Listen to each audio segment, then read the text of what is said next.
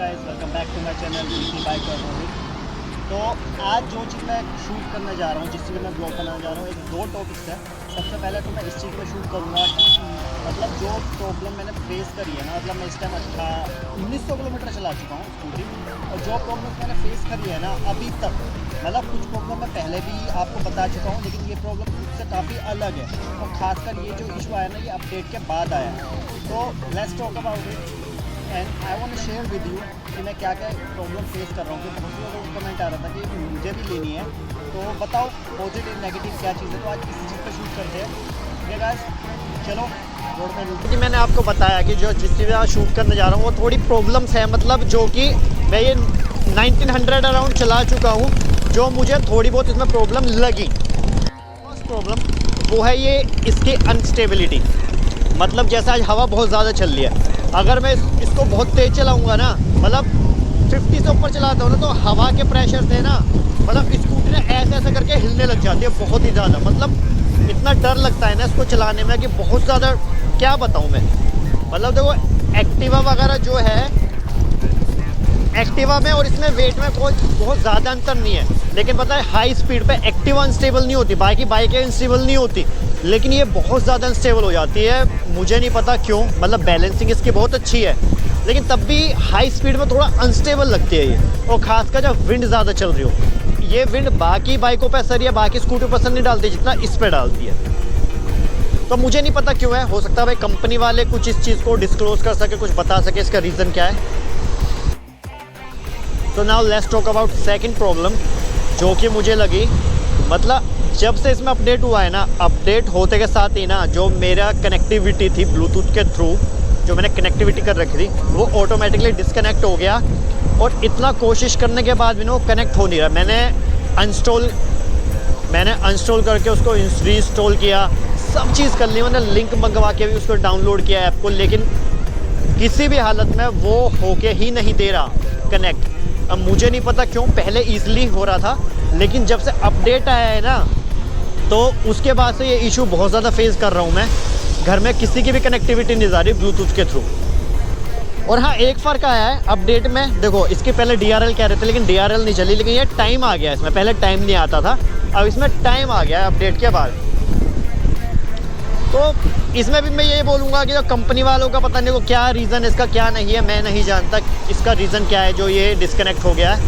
I hope इसका कुछ solution मुझे भी मिले। मैं भी यूट्यूब पे सर्च कर रहा हूँ, अगर मेरा कोई व्यूअर्स जानने वाले जिसके पास ओला है वो कुछ मुझे गाइडेंस दे सके तो प्लीज़ यार बताओ मुझे कैसे उसको मैं दोबारा से रिकनेक्ट करूँ। तो now let's talk about third negative point. I mean negative point नहीं है, लेकिन जो इशू मुझे आया, so let's talk about it. वो है इसकी जो मोटर्स है ना, उसमें से पता है एक चर्र इस तरह की आवाज़ आ रही है। मतलब यहीं पे अगर बेल्ट ड्राइव होती तो उसमें बहुत ज़्यादा स्मूथ है। मैंने बेल्ट ड्राइव वाली जो तुम्हारी ओला S1 Pro वगैरह है, S1 मैंने सारी चला रखे, उन बंदों के भी चला रखे जिनको 3-3 साल या 2-2 साल हो गए लिए, लेकिन बहुत स्मूथ चलती है। लेकिन इसमें देखो एक तो ये हब मोटर है, तो देखो ये बात मैं भी जानता था शुरू से कि हब मोटर में कितनी भी अच्छा व्हीकल ले लो, ये इशू हर हब मोटर व्हीकल में आ रहा है कि मतलब आवाज़ करती है। मतलब ये नहीं है कि बहुत ज़्यादा आवाज़ कर रही है, बहुत ज़्यादा इरिटेट कर रही है। मतलब हाई स्पीड में चलाओगे नहीं पता चलेगा, जब तुम गलियों में या बहुत कम स्पीड में चलाते हो ना शांत में, जब तुम्हें साफ सुनाई देगी इसकी आवाज़, मतलब जैसा जर्र इस तरह की आवाज़ आती है, एक अलग ही। मतलब ये नेगेटिव पॉइंट मैं इसको नहीं बोलूँगा, लेकिन देखो जो मुझे लगा मैंने बताया। इस चीज़ को मैं शुरू से जानता था, देखो ये इशू आने वाला है क्योंकि मैं ऑलरेडी वीडियोज़ देख चुका था इस चीज़ पर। और ये इसका रीज़न ये है क्योंकि हब मोटर है, तो उस वजह से ये रीज़न आ रहा है। लेकिन आई होप स्टिल मैं दोबारा से ये बोलूँगा कंपनी यार आने वाले व्हीकल्स जो नए प्रोडक्ट्स है ओला के, उस पर इस चीज़ में वर्क करे। मतलब देखो छोटी छोटी जो प्रॉब्लम्स होती हैं यही होती है जो कंपनी को उठाती है और गिराती है। आज के टाइम पे कंपनी पे भरोसा कर रहे हैं, लेकिन बाद में शायद ना करे लोग। So let's talk about fourth issue that I am facing. वो ये है कि इसकी बैटरी जो है ना वो ड्रेन हो रही है। मतलब देखो इसमें कंपनी का कुछ फॉल्ट नहीं है, कि मैं ये बोलूँ कि कंपनी की तरफ से कमी है, नहीं। इसका रीज़न ये है, देखो जैसे अब ज़्यादा सर्दी है, अगर हम फ़ोन भी यूज़ करते हैं तो सर्दी में पता है खड़े खड़े भी बहुत ज़्यादा बैटरी ड्रेन हो रही है, वो वेदर की वजह से। यही चीज़ समर में भी होगी। मतलब ये मैंने एक चीज़ नोटिस करी, जो इलेक्ट्रिक व्हीकल के लिए बेस्ट मौसम है ना, वो वाला रहता है जिसमें ना ज़्यादा ठंड हो ना ज़्यादा गर्मी हो, एक नॉर्मल मौसम। तो एक ये इशू मुझे ज़रूर लगा कि देखो जैसे ठंड बहुत ज़्यादा है ना, तो इसमें क्या इशू आ रहा है कि बैटरी खड़े खड़े ना बहुत ज़्यादा ड्रेन होती है। परफॉर्मेंस बिल्कुल वैसी दे रही है जैसे कंपनी ने क्लेम किया था, भाई इको मोड पे टॉप स्पीड और तुम्हारी रेंज वगैरह सब बढ़िया है। लेकिन पता ही है मौसम की वजह से हो रहा है कि ठंड में है, जैसे ठंड बहुत ज़्यादा पड़ रही है तो उसमें क्या हो रहा है, बैटरी ना मतलब ड्रेन हो रही है। जितनी भी मुझे परफॉर्मेंस मिलनी चाहिए वो मिल रही है, लेकिन रेंज उतनी नहीं मिल रही। वेदर का बहुत असर होता है, जैसे हमारे फ़ोन पे होता है ना, गर्मी में हीटिंग इशू आ जाता है तो बैटरी बहुत जल्दी ड्रेन होती है। सेम सर्दी में भी होता है, विंटर्स में, कि बैटरी बहुत जल्दी ड्रेन होती है। वही इशू इसमें भी आ रहा है।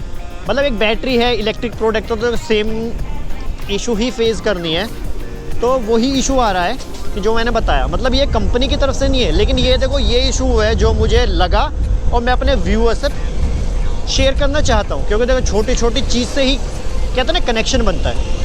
मैं कोई वो बंदा नहीं हूँ कि प्रमोशन लेके, मतलब पेड प्रमोशन लेके कंपनी की अच्छाई करूँगा बुराई करूँगा, नहीं। जो मैं फील कर रहा हूँ मैं वही बताऊँगा। और पता है देखो ये छोटी छोटी चीज़ होती है जिससे कंपनी उठती है और गिरती है।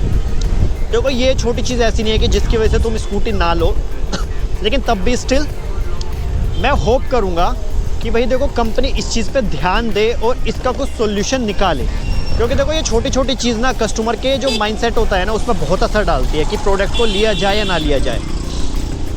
इसका जो कंपेटिटर है ईथर, उसमें ये प्रॉब्लम नहीं है जो कि प्रॉब्लम इसमें है।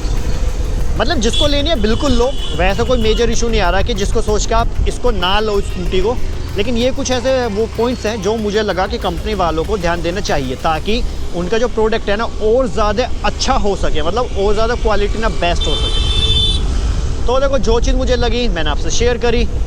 तो आज के लोग देखो इतना ही लगते हैं। अब धीरे धीरे जैसे मैं चला रहा हूँ तो मुझे नए नए प्रॉब्लम्स, पॉजिटिव पॉइंट्स पता चलेगी, और जैसे जैसे मुझे पता चलेगी मैं वैसे वैसे आपसे शेयर करता रहूँगा। तो देखो अगर आपको मेरे व्लॉग अच्छे लग रहे हो ना, प्लीज़ देखो चैनल को सब्सक्राइब करना, वीडियो पर लाइक करना, कमेंट करना, और प्लीज़ घंटा बेल आइकन ज़रूर दबा देना। क्योंकि जैसे जैसे मैं नए व्लॉग अब रिसेंटली बहुत जल्दी ला रहा हूँ तो आपके पास नोटिफिकेशन पहुँच जाएगी, आपको बाय पेज जाके सर्च नहीं करना पड़ेगा। तो ठीक है गाइस, मिलते हैं किसी नए व्लॉग में। और आपको कोई इशू हो जो मुझे इससे पूछना चाहते हो ओला के रिगार्डिंग या किसी भी व्हीकल या टू व्हीलर के रिगार्डिंग, तो आप मुझे कमेंट कर दीजिए।